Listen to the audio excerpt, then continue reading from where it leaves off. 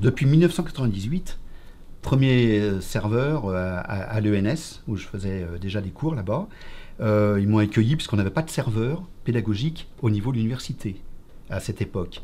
Et on a développé un site, Neuronat, qui a énormément changé parce que les techniques changent énormément, surtout en ce moment, c'est encore pire. Donc c'est vrai, c'est un site où il y a du contenu, je dirais, encyclopédique, et il y a aussi beaucoup de... C'est des vidéos de dissection qui sont très importantes sur le cerveau, qui sont très importantes pour nos étudiants, pour avoir une certaine vision d'une certaine réalité, qui est la réalité post-mortem. Bon, ça c'est une chose. Alors bon, c'est pas que de la vidéo, en fait, c'est du rich media, déjà. C'est-à-dire que la vidéo est complétée par des images réalisées par des graphistes qui sont synchronisées à la seconde près, de même que des petits textes explicatifs qui viennent compléter. Alors c'est des diapos que j'ai faites du coup à environ 1 minute et demie, 2 minutes, pas plus, parce que c'est des ressources qu'il faut lire et relire. Une fois, on regarde la vidéo, l'autre fois on dit « Ah oui, mais l'image là nous montre quelque chose », on l'arrête, on regarde le texte, on la relance, etc. Et tout, c'est rich media, donc tout est en interaction. Et quand j'ai fait ça, je me suis dit bon bah voilà, c'est fini, on a tout fait. Pas du tout. Je me suis aperçu qu'en fin de compte, ça marchait très bien s'il y avait quelqu'un qui était là pour l'expliquer. Parce que c'est tellement riche que c'est l'occasion rêvée pour un enseignant d'intervenir dessus, de montrer le détail sur l'image, sur la vidéo, le dessin conceptualisant, la vidéo montrant la réalité post-mortem, etc. Bon, déjà, ça, c'est déjà une première chose. Mais en fait, c'est pas suffisant. Parce que je pense que un bon enseignement, par exemple en anatomie, en neurosciences, c'est vraiment quelque chose de formidable. Là, on est les utilisateurs les plus ardents. Hein. C'est comment utiliser l'ensemble des médias qui se complètent. Parce que chaque média a sa spécificité. On va prendre par exemple une vidéo. Bon, la vidéo, on montre des coupes de cerveau, on rentre dedans, on montre comment c'est. Mais dans la coupe, il y a des noyaux, il y a des structures. Mais ces structures, comment elles sont dans l'espace?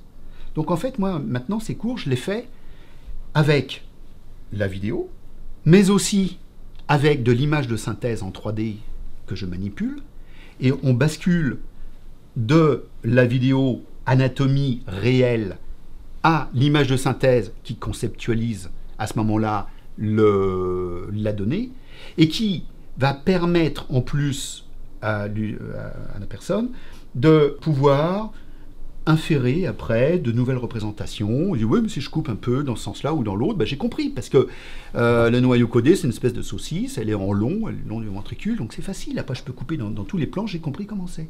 Donc il y a une perception cette fois globale, tridimensionnelle, qui complète la vue anatomique. Et derrière ça, en général, je mets un PowerPoint qui va donner les messages clés, les idées, pour structurer en fait la chose. Et là, tout d'un coup, ça devient intéressant, ça motive, ça étonne, c'est l'affect. Ensuite, tout d'un coup, on comprend les différentes modalités d'approche, et ça aussi, c'est intéressant. La mémoire est liée aussi aux relations qu'ont les objets entre eux. Et plus il y a une cohérence entre les différents items, et plus ça prend du corps, ça devient fort, et on l'intègre beaucoup plus facilement. On va l'intégrer dans des préconnaissances. À l'université Pierre et Marie Curie, la règle, c'est d'enregistrer les cours. Voilà. En fait, on avait développé depuis plusieurs années une application de captation de cours dans laquelle non seulement on peut avoir la vidéo de l'individu, de l'enseignant intégrée dans le PowerPoint, ou autre chose d'ailleurs, parce qu'on peut mettre autre chose que des PowerPoint, mais surtout, on va capter les interactions de l'enseignant sur le PowerPoint. On va ajouter un plus, on va ajouter deux choses.